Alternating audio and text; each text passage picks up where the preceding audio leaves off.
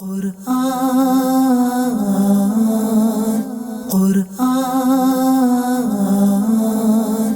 قرآن قرآن کی روشنی۔ الحمدللہ رب العالمین والصلاة والسلام علی سید الانبیاء والمرسلین، اما بعد فاعوذ باللہ من الشیطان الرجیم، بسم اللہ الرحمن الرحیم۔ الصلاة والسلام علیک یا رسول اللہ وعلی آلک واصحابک یا حبیب اللہ۔ الصلاة والسلام علیک یا نبی اللہ وعلی آلک واصحابک یا نور اللہ۔ فرمان مصطفیٰ صلی اللہ تعالی علیہ وآلہ وسلم ہے، جس نے مجھ پر ایک بار درود پاک پڑھا، اللہ پاک اس پر 10 رحمتیں نازل فرماتا ہے۔ صلو علی الحبیب صلی اللہ تعالی علی محمد صلی اللہ تعالی علیہ وسلم۔ ایف جی اینسر کے ناظرین، پروگرام ایک بار پھر لے کر حاضر ہوئے ہیں، نور قرآن۔ اس پروگرام میں الحمدللہ ہم قرآن کریم کی کچھ آیتیں آپ کے سامنے تلاوت کرتے ہیں، ان کا ترجمہ اور آسان تفسیر صراط الجنان آپ کے سامنے پیش کرتے ہیں، اور ساتھ ہی فیضان سنت سے کچھ نیکی کی دعوت کے مدنی پھول بھی آپ کو پیش کرتے ہیں۔ اول تاخیر شریک رہیں، اس کی برکتیں حاصل کریں۔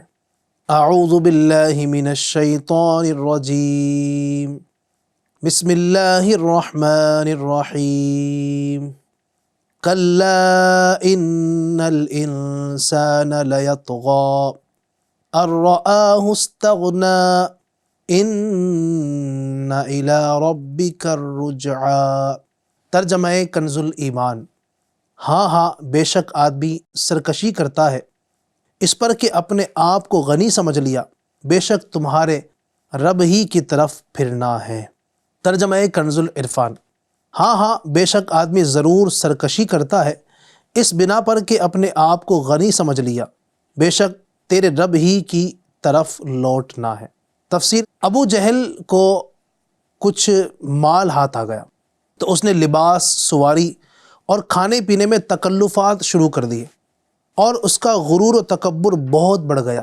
اس کے بارے میں اللہ تبارک و تعالی نے اس آیت اور اس کے بعد والی 2 آیات میں فرمایا کہ ہاں بے شک آدمی اس بنا پر سرکشی کرتا ہے کہ مال و دولت کی وجہ سے اس نے اپنے آپ کو اللہ تبارک و تعالی سے بے پرواہ سمجھ لیا۔ اے انسان، تجھے یہ بات پیش نظر رکھنی چاہیے اور سمجھنا چاہیے کہ تجھے اللہ تعالیٰ کی طرف لوٹنا ہے، تو تیری سرکشی و نافرمانی اور غرور و تکبر کا انجام عذاب ہوگا۔ ان آیات سے 3 باتیں ہمیں معلوم ہوئی۔ نمبر 1، مخلوق میں سے کوئی لمحہ بھر کے لیے بھی اللہ تبارک و تعالیٰ سے بے نیاز نہیں، اور پوری مخلوق اپنی ہر حرکت اور سکون میں اپنے خالق و مالک اللہ عز و جل کی محتاج ہے۔ دوسری بات، دنیا کی محبت اور مال پر تکبر غفلت کا سبب ہے۔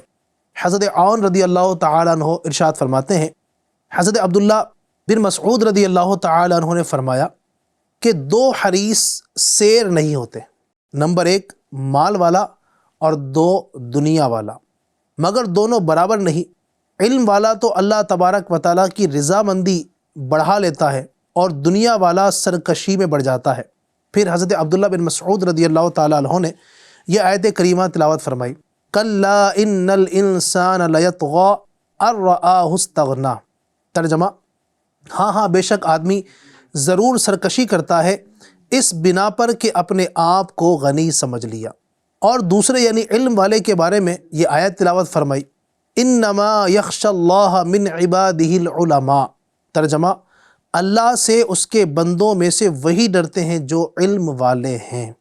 اور تیسری بات، مال و دولت اور منصب پر تکبر اور غرور کرتے ہوئے جو لوگ اللہ تبارک و تعالیٰ کے احکامات پر عمل نہیں کرتے، ان کا انجام بہت برا ہے۔ اَرَأَيْتَ الَّذِي يَنْهَى عَبْدًا إِذَا صَلَّى۔ ترجمہ کنز الایمان۔ بھلا دیکھو تو جو منع کرتا ہے بندے کو جب وہ نماز پڑھے۔ ترجمہ کنز العرفان۔ کیا تو نے اس شخص کو دیکھا جو منع کرتا ہے بندے کو جب وہ نماز پڑھے؟ تفسیر۔ ارأیت الذی ینہا، کیا تو نے اس شخص کو دیکھا جو منع کرتا ہے؟ شان نزول، یہ آیتیں بھی ابو جہل کے بارے میں ہی نازل ہوئی۔ ابو جہل نے نبی کریم رؤوف الرحیم صلی اللہ علیہ وآلہ وسلم کو نماز پڑھنے سے منع کیا، اور لوگوں سے کہا کہ اگر میں انہیں ایسا کرتا دیکھوں گا تو معاذ اللہ گردن پاؤں سے کچل ڈالوں گا اور چہرہ خاک میں ملا دوں گا۔ ایک مرتبہ نبی اکرم صلی اللہ علیہ وآلہ وسلم نماز پڑھ رہے تھے کہ ابو جہل اسی فاسد ارادے سے آیا اور نبی کریم صلی اللہ علیہ وسلم کے قریب پہنچ گیا، اور قریب پہنچ کر الٹے پاؤں ہاتھ آگے بڑھائے ہوئے ایسے پیچھے بھاگا جیسے کوئی کسی مصیبت کے روکنے کے لیے ہاتھ آگے بڑھاتا ہے۔ اس کے چہرے کا رنگ اڑ گیا اور اس کے اعضاء کانپنے لگے۔ لوگوں نے اس سے کہا تجھے کیا ہوا ہے؟ ابو جہل کہنے لگا میرے اور محمد صلی اللہ علیہ وسلم کے درمیان ایک خندق ہے جس میں آگ بھری ہوئی ہے اور دہشت ناک پرندے بازو پھیلائے ہوئے ہیں۔ سرکار دو عالم صلی اللہ علیہ وسلم نے فرمایا اگر وہ میرے قریب آتا تو فرشتے اس کا عضو جدا کر ڈالتے۔ اس آیت اور اس کے بعد والی آیت کا خلاصہ یہ ہے کہ اے حبیب صلی اللہ علیہ وسلم کہ آپ نے اس شخص کو دیکھا جو میرے کامل بندے کو نماز پڑھنے سے منع کرتا ہے۔ بعض مفسرین فرماتے ہیں اس وعید میں ہر وہ شخص داخل ہے جو اللہ تبارک و تعالیٰ کی اطاعت کرنے اور نماز پڑھنے سے روکتا ہے۔ ایک اور مقام پر ہمارا رب تبارک و تعالیٰ ارشاد فرماتا ہے وَمَنْ أَظْلَمُ مِمَّنْ مَنَعَ مَسَاجِدَ اللَّهِ أَنْ يُذْكَرَ فِيهَا اسْمُهُ وَسَعَى فِي خَرَابِهَا أُولَئِكَ مَا كَانَ لَهُمْ أَنْ يَدْخُلُوهَا إِلَّا خَائِفِينَ لَهُمْ فِي الدُّنْيَا خِزْيٌ وَلَهُمْ فِي الْآخِرَةِ عَذَابٌ عَظِيمٌ۔ ترجمہ، اور اس سے بڑھ کر ظالم کون جو اللہ کی مسجدوں کو اس بات سے روکے کہ ان میں اللہ کا نام لیا جائے اور ان کو ویران کرنے کی کوشش کرے۔ انہیں مسجدوں میں داخل ہونا مناسب نہ تھا مگر ڈرتے ہوئے ان کے لیے دنیا میں رسوائی ہے اور ان کے لیے آخرت میں بڑا عذاب ہے۔ FJ کے ناظرین یاد رہے کہ اس میں وہ صورتیں داخل نہیں جن میں کسی کو نماز پڑھنے یا عبادت کرنے سے روکنا جائز ہے۔ مثال کے طور پر جیسے غصب کی ہوئی زمین میں نماز پڑھنے والے کو روکنا، مکروہ اوقات میں نماز پڑھنے والے کو روکنا، شوہر کا اپنی بیوی کو نفل نماز پڑھنے، نفل روزہ اور نفلی اعتکاف کرنے سے روکنا وغیرہ۔ یوں ہی مالک غلام کو اور اجیر خاص کو نوافل سے روک سکتا ہے، مگر فقہا فرماتے ہیں کہ جو کراہت کے وقت نماز پڑھنے لگے تو اسے نماز سے نہ روکو، بعد میں مسئلہ سمجھا دو تاکہ اس آیت کی زد میں نہ آئے۔ مزید یہ کہ اور بھی کچھ لوگوں کو مسجد سے روکا جا سکتا ہے جیسے ناسمجھ بچہ یا دیوانہ کو جسے پیشاب یا پاخانے کی تمیز نہ ہو، جس کے منہ سے کچے پیاز یا لہسن یا حقے کی بو آ رہی ہو، جس کے جسم پر بدبودار زخم ہو، وہ بد مذہب جس کے مسجد میں آنے سے فساد ہو۔ اللہ تبارک و تعالی ہمیں ان آیات قرآنی پر عمل کرنے کی توفیق عطا فرمائے۔ فرمان مصطفیٰ صلی اللہ تعالی علیہ وآلہ وسلم ہے مجھ پر درود شریف پڑھو اللہ پاک تم پر رحمت بھیجے گا۔ صلو علی الحبیب صلی اللہ تعالی علی محمد وعلی آلہ وصحبہ وبارک وسلم۔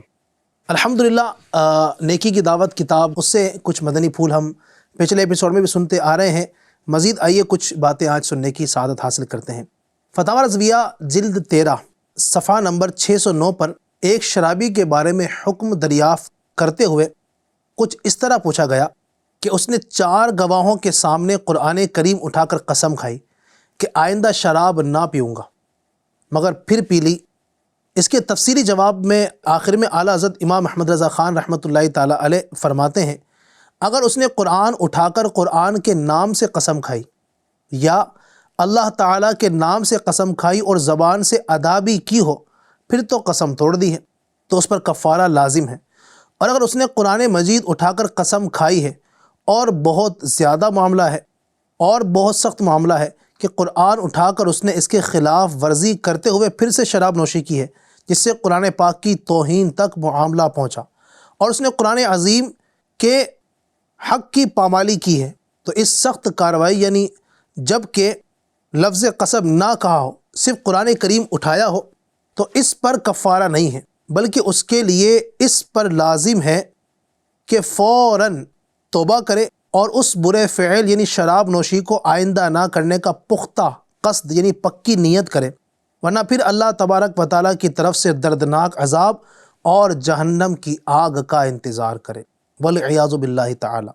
اور اگر زبان سے قسم ادا نہیں کی بلکہ اسی قرآن اٹھانے کو قسم قرار دیا تو اس قسم کا وہی حکم ہے کہ اس پر کفارہ نہیں بلکہ عذاب علیم کا انتظار کرے۔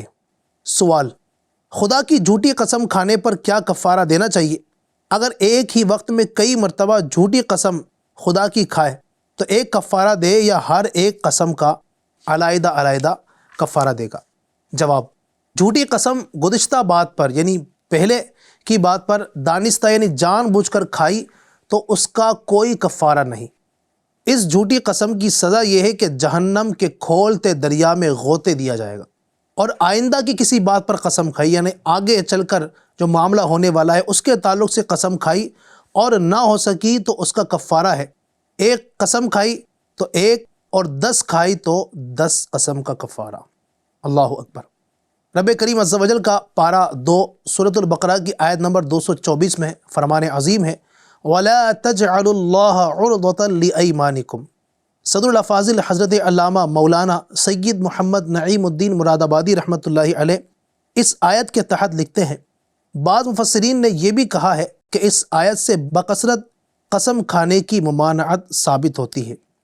حضرت ابراہیم نخعی رحمۃ اللہ علیہ فرماتے ہیں جب ہم چھوٹے چھوٹے تھے تو ہمارے بزرگ قسم کھانے اور وعدہ کرنے پر ہماری پٹائی کرتے تھے۔ اللہ اکبر۔ تو جھوٹی قسموں سے مجھ کو صدا بچا یا رب، نہ بات بات پہ کھاؤں قسم خدا یا رب۔ صلو علی الحبیب صلی اللہ تعالی علی محمد صلی اللہ تعالی علیہ وآلہ وسلم۔ تو ایف جی این چینل کے ناظرین، قسم کے تعلق سے آج بھی ہم نے کچھ باتیں بیان کی ہیں۔ جھوٹی قسم جو کھاتے ہیں کیسا وبال ہے، اور جو بات بات پر کئی لوگ جھوٹی قسمیں کھاتے رہتے ہیں تو ان کو اس بات سے توبہ کرنی چاہیے اور سچ سچ اور سچ ہی ہمیں بولنا چاہیے۔ قسم کا معاملہ ہو یا ویسے بھی کوئی بات کہنی ہو تو آدمی کو سچ ہی کہنا چاہیے، جھوٹ سے ہمیشہ دور رہنا چاہیے۔ اللہ تبارک و تعالی ہمیں سچ کہنے کی توفیق عطا فرمائے۔ قرآن کریم کے فیضان سے اللہ کریم مجھے بھی، آپ کو بھی، ہم سب کو مالا مال فرمائے، آمین بجاہ النبی الامین صلی اللہ علیہ وآلہ وسلم۔ یا الہی رحم فرما مصطفیٰ کے واسطے، یا رسول اللہ کرم کیجے خدا کے واسطے، مشکلیں حل کر شہ مشکل کشا کے واسطے، کربلائے رد شہید کربلا کے واسطے، سید سجاد کے صدقے میں ساجد رکھ مجھے، علم حق دے باقر علم ہدا کے واسطے، صدق صادق کا تصدق صادق الاسلام کر، بے غضب راضی ہو کاظم اور رضا کے واسطے، بہر معروف و سری معروف دے بے خود سری، جند حق میں گن جنید باصفا کے واسطے، بہر شبلی شیر حق دنیا کے کتوں سے بچا، ایک کا رکھ عبد واحد بیریا کے واسطے، بلفرح کا صدقہ کر غم کو فرح دے حسن و سعاد، بلحسن اور بو سعید سعد ذا کے واسطے، قادری کر قادری رکھ قادریوں میں اٹھا، قدر عبد القادر قدرت نما کے واسطے، احسن اللہ لہم رزقا سے دے رزق حسن، بندہ رزاق تاج الاسفیاء کے واسطے، نصر بھی صالح کا صدقہ صالح و منصور رکھ دے، حیات دین محیی جافزا کے واسطے، طور عرفان و علو و حمد و حسنہ و بہا دے، علی موسیٰ حسن احمد بہا کے واسطے، بہر ابراہیم مجھ پر نار غم گلزار کر، بیک دے داتا بھکاری بادشاہ کے واسطے، خانہ دل کو ضیا دے روح ایمان کو جمال، شاہ ضیا مولا جمال الاولیاء کے واسطے، دے محمد کے لیے رو روزی کر احمد کے لیے، خوان فضل اللہ سے حصہ گدا کے واسطے، دین و دنیا کے مجھے برکات دے، برکات سے عشق حق دے، عشق عشق انتما کے واسطے، حب اہل بیت دے آل محمد کے لیے، کر شہید عشق حمزہ پیشوا کے واسطے، دل کو اچھا تن کو ستھرا جان کو پر نور کر، اچھے پیارے شمس دی بدر العلا کے واسطے، دو جہاں میں خادم آل رسول اللہ کر، حضرت آل رسول مقتدی کے واسطے، کر عطا احمد رضائے احمد مرسل مجھے، میرے مولا حضرت احمد رضا کے واسطے، پرزیا کر میرا چہرہ حشر میں اے کبریا، شاہ ضیاء الدین پیر باصفا کے واسطے، احینا فی الدین والدنیا سلام بالسلام، قادری عبد السلام خوش ادا کے واسطے، عشق احمد میں عطا کر چشم تر سوزے جگر، یا خدا الیاس کو احمد رضا کے واسطے، صدقہ ان اعیا کدے چھے عین عز علم و عمل، عفو عرفا عافیت اس بے نوا کے واسطے۔ یا اللہ پاک ان مشایخ کرام کی برکت سے ہم سب کا سینہ مدینہ بنا، ہمارے تمام صغیرہ کبیرہ گناہوں کو معاف فرما، آمین بجاہ النبی الامین صلی اللہ تعالی علیہ وسلم برحمتک یا ارحم الراحمین۔